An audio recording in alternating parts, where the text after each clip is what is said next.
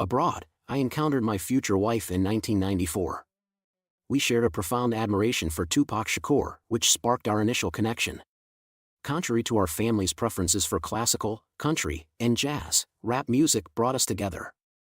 Our meeting occurred at a Tupac Shakur concert in Milwaukee, just over 29 years ago. Throughout the evening, we conversed passionately while enjoying the music. Before parting ways, we exchanged pager numbers, and she also shared her dorm room phone number. It's interesting to reflect on where we first met, as it offers insights into her character at the time. I recall that during one of the performances, some women were invited on stage to dance, although I can't recall the name of the group. But some girls were getting chosen to go backstage, and others were kicked off stage. When they were asking for more girls and yelled out, "Who wants to come up?" my wife, Tony, that's her real name, was screaming, "Choose me! Choose me!" She and I knew very well what the girls were going to do backstage. To paint the picture more, we were both 22 at this time. My dad bought my tickets to the show because I did so well the previous quarter in college. He really didn't understand why I loved rap music so much. Anyway, Tony was the same way. Her family didn't understand why she liked rap music, especially coming from a strict Catholic family. She was also in college at the time, so she never got chosen to join the other lucky girls on stage that danced and pulled their shirts up flashing the crowd. I liked women, but I went there to listen to good music, so when Tupac came on, it was all music and I enjoyed every moment. Now that I think about it, I believe the guys making women dance on stage were from some local rap group opening up for Tupac here in Milwaukee.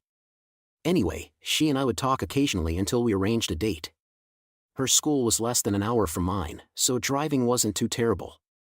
Our first date was at Ponderosa, and I'd bring this up because this should have been a red flag. Also, she gave me a BJ in the bathroom stall. Luckily, we were there when it wasn't too busy, and there weren't many people around. But my thoughts were, does she do this a lot? Of course, after she did it, she told me to consider myself lucky that she doesn't do this for everyone. I stayed at her dorm that night. I had to sneak in, and we both skipped classes the following day and got it in for the entire day. She was an animal, and me being a young 22-year-old, I felt like I was on cloud nine. I went home after thinking I've had the time of my life and also wondering, what if she was just a loose woman? That's what we called 304s back then, or hussies. Anyway, she paged me the next day, and when I called, she told me how much she missed me and she could see herself settling down with me. But I told her, let's not let how we feel about each other get in the way of our studies. Before I could finish, she cursed me out and said I was just like the rest of them, and that she knew I wasn't different. I told her to hold on, that I liked her, but she said, "F you.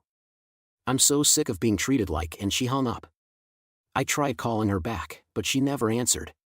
A week went by, and I didn't hear from her. I thought maybe I should page her, and I did. I went back to chill in my dorm room. She paged me back 30 minutes later and told me to call. I ran out to use the one phone that we all had, but someone was using it. I asked the guy, an ex-roomie of mine, if I could use the phone. He told me to chill out. I left and came back 30 minutes later, but he was still using the phone. I went back to my room. Now it was 8 p.m. I went back out, and he was still on the phone. I told him to hurry up, but he flicked me off. I decided I'll call her in the morning. It was Saturday, and my mornings are free until work in the afternoon. I called her phone a couple of times, and there was no response. I then paged her and got nothing again. 2 months went by before I talked to her again. I was bowling on a Sunday with some friends in a different town in Milwaukee, and there she was, bowling with a group of girls and 2 guys. I went over and said, "Hey." She looked at me, ran up, and jumped on me with hugs. "Oh my gosh, I can't believe I'm seeing you," she said with her arms wrapped around my neck. She said she missed me so much, and I told her she didn't let me explain myself the last time. I told her what I meant was we could see each other, but we shouldn't let it get in the way of our studies. Mind you, we both skipped class the day after our first date. I didn't want to make that a thing with us, and that was what I told her. She told me she understood and wanted to remain friends with me, and possibly build up to something serious eventually. We both graduated from our individual colleges, and that same graduation night, we made it official. It was June of 1995, and we became one officially. She moved to the city I was in and landed a teaching job at an elementary school. I was working as a mechanical drafter at the time. She did move in with me, and things were great. In 1997 was when I proposed, and we got married very quickly. It was a small wedding at her church, about an hour away from her family and my family. The week before our wedding, she was to go on a girls' trip with some of her new friends she met in our apartment building. I never had any kind of bachelor party or anything, didn't want one. But she wasn't supposed to be getting loose on this trip anyway. I never knew anything about the fun she had until 2002. I honestly only was asking her to marry me because she kept asking for it and said it was against everything she believed in to keep getting intimate without being married. Plus, we had just found out she was 3 weeks pregnant, which is why we rushed to the wedding. She didn't want anyone to know and was going to lie and say she got pregnant in the marriage. But I later exposed all of that to her family after my discovery. I didn't want her to go on this trip, but she kept saying she just wanted to have a great time before she's tied down in the house raising our babies. And her exact words were, "I'm not going to sleep with anyone or drink at all. I just want to party and dance with my girls, that's it." I said it was okay. Cool. The whole time she was on this trip, it was 4 days. I heard from her once, and it was on the day before she was to fly back home. When you speak of gut feelings, I swear to you, not only was it just a gut feeling, I was sick to my stomach the entire time she was gone. My parents told me I was just being nervous because I was getting married, but deep down, I knew something was wrong. Anyway, we got married, and I'll fast forward to 2002. Our daughter was 4 years old. I wish I was as tough as a lot of young guys today. I'm over it now, and it still hurts a little, but when I found out she was not my daughter, I was devastated. So, one Christmas, my 12-year-old nephew and a couple of his friends kept hassling me, saying, "Uncle, we need to talk to you, it's urgent." After about the 5th attempt, I went into the bedroom to see what the heck they wanted. He made me promise not to get upset and that I wouldn't tell that he had some of these videos. I replied, "Okay, I won't." "And what videos are you talking about?" At the time, my nephew had a small television with a VCR attached to it. It was built into the TV. Anyway, his friends giggling pulled the tape out, and it was a Girls Gone Wild video. I laughed and told them it was okay and that I used to sneak and look at my dad's old magazines. My nephew said, "No, Aunt Tony is in here. I know it's her because she's with her friend Frankie." Frankie is one of the newer friends my wife met when she moved into my apartment, and she lived below us. I asked that they put the tape in. His friends were arguing.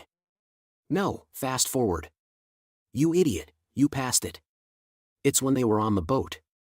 Eventually, they got to what they wanted to show me, and there my wife was, chest out, jumping up and down. Mind you, she was pregnant. Her friends were encouraging her to drink, but she kept saying no. Some guy was talking to her and was asking what she thought about the guy holding the camera. She mentioned how she could see his package in his pants and she wanted to sample it. They were asking if she wanted to blow him, and she said yep. "When the cameras are off, he's mine," she said. I said, "What the heck?" very loudly. My nephew got shocked. He was scared my brother or sister-in-law would walk in and see he was watching the Girls Gone Wild tape. It kept playing, and the guy was asking if my wife was married, and she said yes. Mind you, we were technically married at the time. This was clearly filmed when she went on the girls' trip because I saw some of her friends. We signed the marriage certificate 2 weeks before our actual wedding. Now back to the video. She said her husband was so boring, and she definitely made a mistake, and she needs a wild man that takes control. I yelled to my nephew to turn it off and give it to me. The nephew's friends ejected and handed me the tape. I went out into the living room and told my wife to grab her stuff, that we're leaving. She looked dumbfounded, and I said, "Grab your stuff now, we're leaving." I'm not gonna say it again. I apologized to my family, grabbed the little girl I thought was mine at the time, and we left. We got in the car. I told her what I had in my hand, and she acted as if she had no idea what I was talking about, that she'd never heard of such a thing. And of course, she wouldn't be in a video acting like that. Funny how halfway home she grabbed the tape and tossed it out of the window. I could see exactly where it landed, so I parked at a corner store's parking lot and ran down to grab it. I got back to the car, and my wife was crying, and the child was sleeping. I asked why she was crying and told her if she's not the one in the video, then all this will be over soon. I was certain it was her, but with her continuous denial, I was beginning to doubt myself. Anyway, we got home, and she went to put the baby to bed. She was supposed to come back out so we could see the video.